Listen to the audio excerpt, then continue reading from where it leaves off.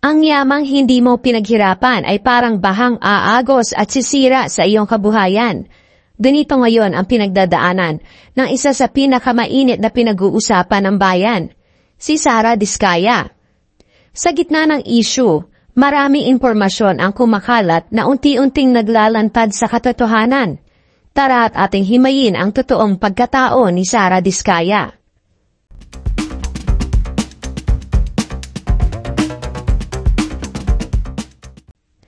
Si Sara Diskaya ay unang nakilala ng tao bilang katunggali ni Mayor Vico Soto sa nakaraang eleksyon.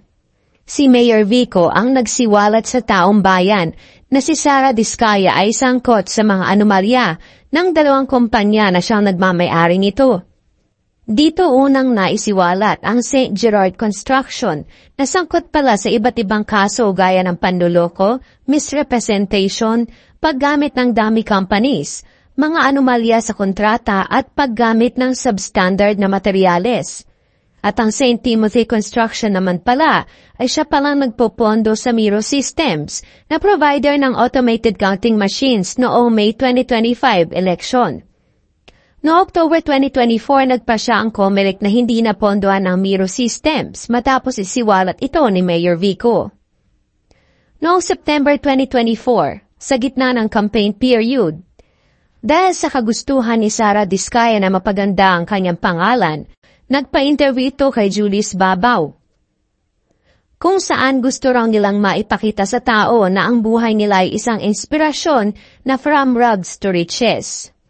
Masaya pa silang ipinakita noon ang napakagarbo nilang tahanan at ang pinag-uusapan ng lahat na 40 luxury vehicles na tinatayang aabot sa mahigit 400 million pesos.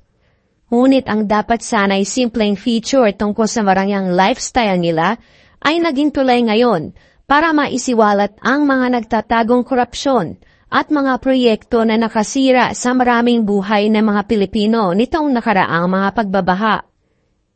Sino nga ba talaga si Sara Diskaya?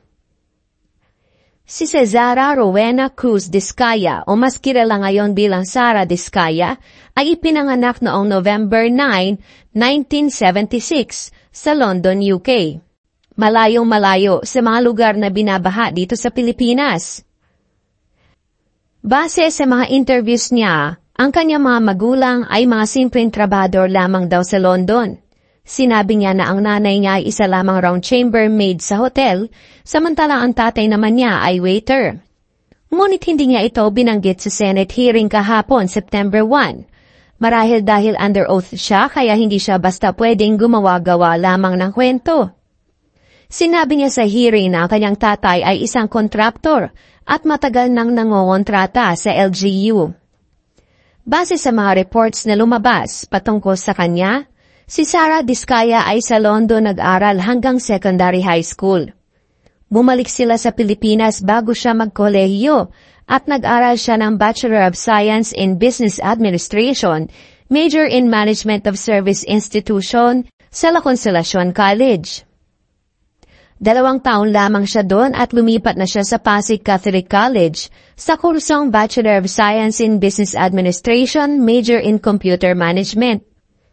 Sinabi ni Diskaya sa Senate hearing na nagsimula siyang magtrabaho noon bilang dental receptionist hanggang sa naging orthodontic nurse bago siya sumabak sa pagiging kontraktor. Nagkakilala sila ng kanyang asawa na si Pacifico Curly Diskaya II noong pareho silang nasa Pasig Catholic College. Ngunit sa isang artikulo na isinulat ni Antonio Montalban ng Vera Files, ibinulgar nito ang sekreto ni Sara Diskaya na maaaring maging susi sa pinag-ugatan ng kanilang yaman. Ayon kay Montalban, sa London ipinanganap ang magkapatid na sina Cesara at Liza, na magkaibang ama sa isang Filipina na nagtatrabaho bilang chambermaid noon sa isang pribadong tahanan. Dahil ipinanganak sila sa UK, naging British citizen sila. Nang mag-asawang muli ang kanilang ina na Pilipino na ang apelido ay Cruz, kinuha nila ang apelido ng kanilang stepfather. Dagdag pa ni Montalban, pagkatapos daw ng trahedya ng 9/11 noong 2001, Naghirap na musto ang pamilyang Cruz at napilitang umuwi ng Pilipinas. Tumira sila sa kanilang bahay sa Barangay Bambang, malapit sa Pasig Public Market. Doon daw nakilala ni Sara si Pacifico Curly Discaya na nooy walang trabaho. Nang mabuntis si Sara na uwi raw ito sa kasalan at sila'y nakitira na lamang sa kanilang ina. Ang problema raw, parehong walang maasahang trabaho ang mag-asawa. At dahil dito napilitan silang lumapit sa mayor ng Pasig para humingi ng tulong ayon sa artikulo. Ang mayor na kanilang nilapitan pala ay ang tiyuhin daw ni Sara at Liza, si Vicente P. Enteng Eusebio, na ayon sa source ni Montalban ay siyang half-brother ng kanilang ina. Si Enteng ang nagsimula ng pamamayagpag ng kanilang political dynasty sa Pasig. Una bilang vice mayor noong dekada 80 at kalaunay naging mayor mula 1992 hanggang 2001. Nang matapos na kanyang termino ang asawa niyang si Soledad, ang pumalit mula 2001 hanggang 2004. Bago siya muling bumalik sa pwesto mula 2004 hanggang 2007. At doon nagsimula ang malaking pagbabago sa pamilya Cruz Discaya. Ayon sa pagkukwento, ibinigay umano ng mayor sa kanila ang lahat ng construction project sa Pasig.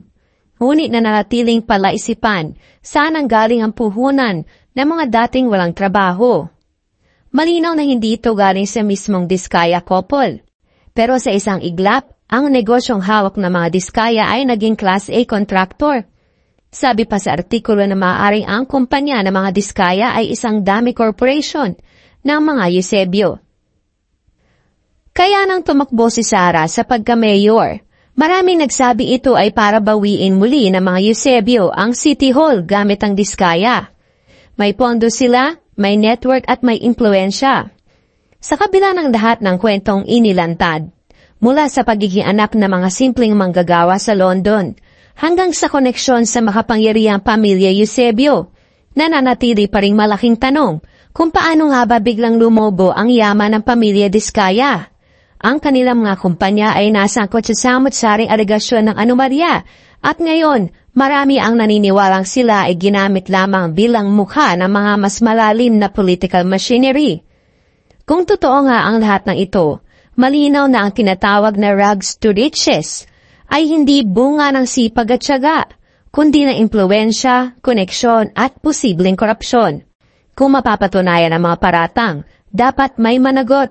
Hindi lang ang mga nakikita sa harap kundi pati ang mga nasa likod ng operasyon.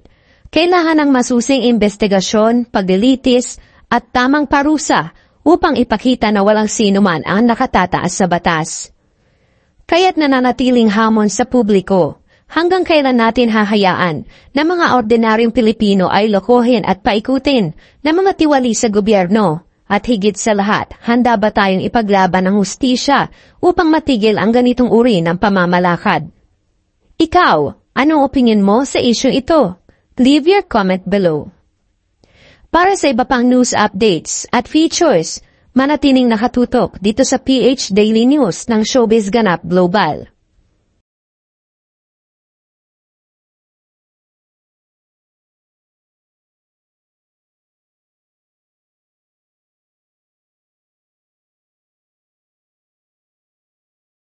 Thank you for watching. Don't forget to subscribe and click the notification bell for more updates.